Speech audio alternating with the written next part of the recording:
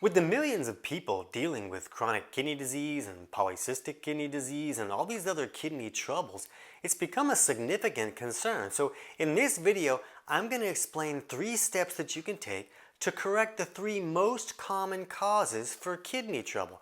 And when I explain these things to you, this really weird thing is going to happen. They're going to make sense. And you're going to be like, oh, yeah, let's do it.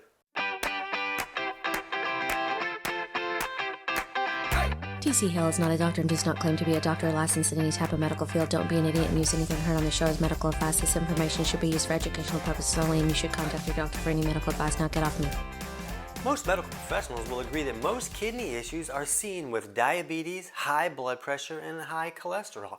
And the trouble is that a lot of people kind of believe that, oh, this is a genetic situation, and these are just kind of the cards that I was dealt. But just because you have type 2 diabetes, that doesn't mean that, oh, I get to have kidney trouble too because this disease that I have been diagnosed with comes along with these extra bonus situations that can happen. What's going on when we have type 2 diabetes is that it's not a name to an issue that's causing all these troubles. It's because the sugar in the blood is too high. And when sugar goes too high, in almost all cases, it's going to be because the body's not processing those sugars correctly because the person has become insulin resistant. So it's the insulin not working as well that's causing this sugar to go too high and create all this trouble.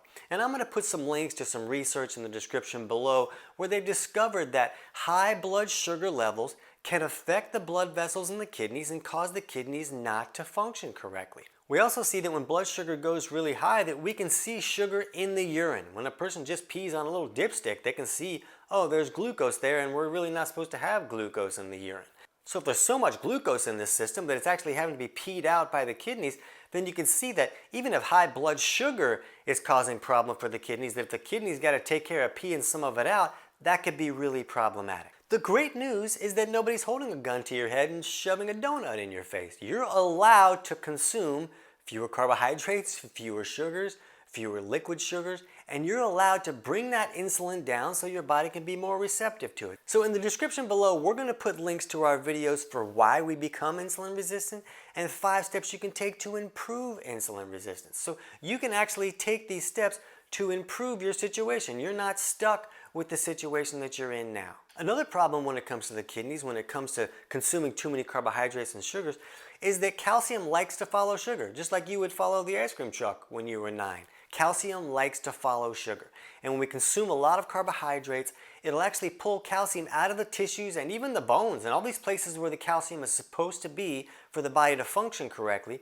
Too much calcium will get pulled out and then it'll stay in the bloodstream and float around and get in trouble and deposit in the wrong place and can create a lot of problems for the body. So the body says, hey, we're going to pee some of this calcium out. And now too much calcium is going through the kidneys and we can create things like kidney stones. Now if a person has kidney stone problems, they may also need to reduce high oxalate foods like spinach and almonds and almond flour and kiwis because that can be part of that formula as well. But for most people dealing with kidney stones, a lot of times it's just consuming too many carbohydrates that's pulling too much calcium and putting it in the wrong place. Now the kidneys are being asked to deal with this calcium in the wrong place and pee it out the body, and then we get to form those stones. So when we see all the trouble that can come to the kidneys from dealing with all this high sugar and high carbohydrates and high sugar consumption, one step you can take is just to reduce your carb and sugar intake and start to correct that insulin resistance. There's other steps that you're going to learn in those other videos to correct any insulin resistance issues. But if you're dealing with insulin resistance and you have kidney issues, then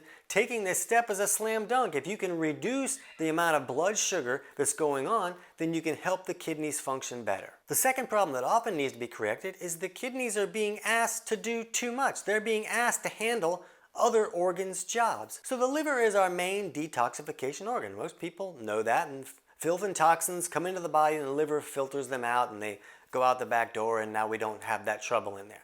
But a lot of times someone's liver can get overwhelmed for a wide variety of reasons. Maybe they're taking a lot of medications that can overwhelm the liver. Maybe they're getting too many environmental toxins.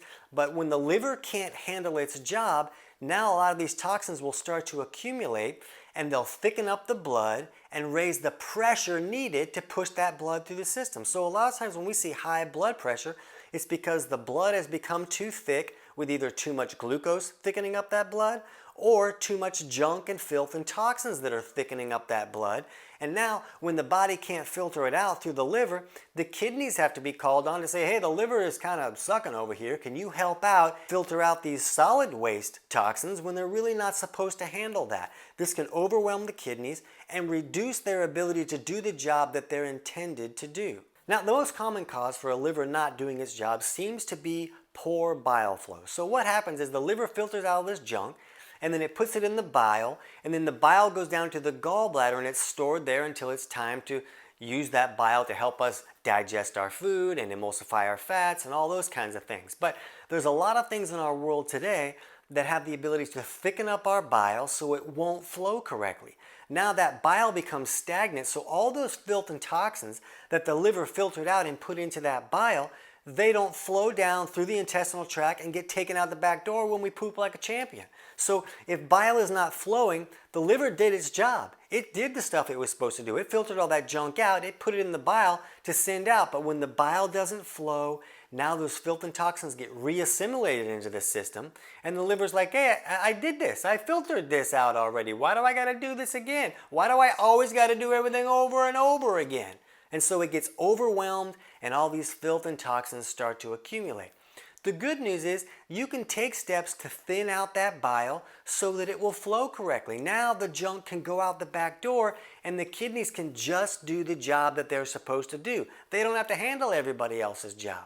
So what I'm going to do is in the description below, I'm going to put a link to our video for 5 steps to improve bile flow. So you can check that out and start putting that in motion and get that bile moving so all this junk is not thickening up the blood and raising the blood pressure and causing the kidneys to do all this extra work. So you can start to see, oh, it's not just a coincidence that we see high blood sugar and high blood pressure when we're looking at kidney problems. It makes sense now. It helps us understand, well, the kidneys are being asked to do all this stuff they're not supposed to do. Of course there's going to be a problem. Problem number 3 is not enough good clean water going through the kidneys. A lot of times kidneys will run into a lot of trouble when there's just not enough water flowing through there to really filter things out and keep things clean and moving in the right direction. So I talk to clients all the time and I'm like, well, how much water are you drinking? Oh, I just had water this morning when I brushed my teeth, and then when I go to bed I'll brush my teeth again, so I'll probably drink some water then too, so I'm kind of crushing it. And the reality is that they're just not drinking enough water. A lot of people are like, oh, well, I had some coffee. That kind of counts. And a lot of times we really just need water. So some people may need to increase the amount of water that they're drinking, but there's another problem that most people don't know about. Sometimes it's about where the body is sending the water. Dr. Emanuel Rivisi helped us understand that there's a natural circadian rhythm at the cellular level. And during the day, our body should be in what's called a catabolic state. And at night, we should move into this anabolic state where we're really good at resting and rebuilding and repairing things. So both of these states are appropriate. Good things happen in both of these states. We should switch back and forth from day to night every day, and lots of good stuff happens. The thing that's important to understand here is that when the body's in more of a catabolic state, it tends to send more of its water to the bowels and less to the kidneys. And when the body is in a more anabolic state, the body will send more of the water to the kidneys and less to the bowels. This can actually be why some people get constipated, because they're really stuck in this anabolic state and the body is sending all the water to the kidneys and not enough to the bowels. Now that's just one cause of constipation. We have videos about constipation if you need to dig deeper into that. But what's important to understand is that some people can get really stuck in one of these states and they're not moving back and forth like they should every day. They could get really stuck in a catabolic state or way too far into the anabolic state.